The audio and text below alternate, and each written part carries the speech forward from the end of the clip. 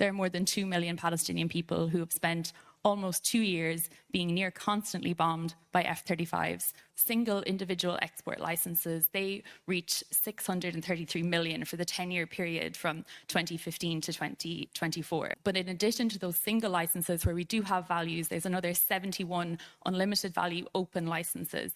And this system lacks all transparency, so these open licenses allow for unlimited quantity, to often sometimes a number of different countries, and there's no end date. So the F-35 parts, the parts for this stealth bomber jet, 15% of which are made here in the UK, are all on this open license. So that figure that I just mentioned and every figure that the government has mentioned excludes the value of these licenses. Israel currently has 45 F-35s with a further 30 on order, along with F-15s and F-16s that they're using. So that's, I think, an important point to point out. While I've seen in government statements, they might say things like, we send 1% of Israel's military equipment, but actually it's 45 jets. There are only 3 kinds being used. So when you look at it that way, is it really 1%, or is it a critical part of the jets that are being used to drop bombs, which include 2,000-pound bombs?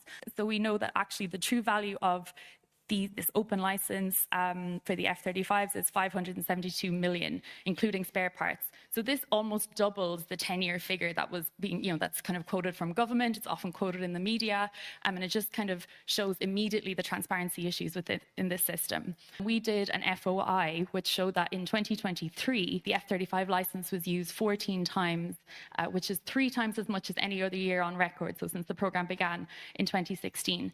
And that's just for direct export of parts for the F-35s from the UK to Israel. They are made all across the country, in Lancashire, the rear fuselage, the active interceptor system by BAE Systems in Kent.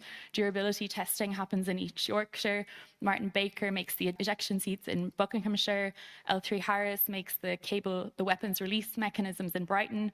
So it's really across the UK we are complicit with providing components for these jets.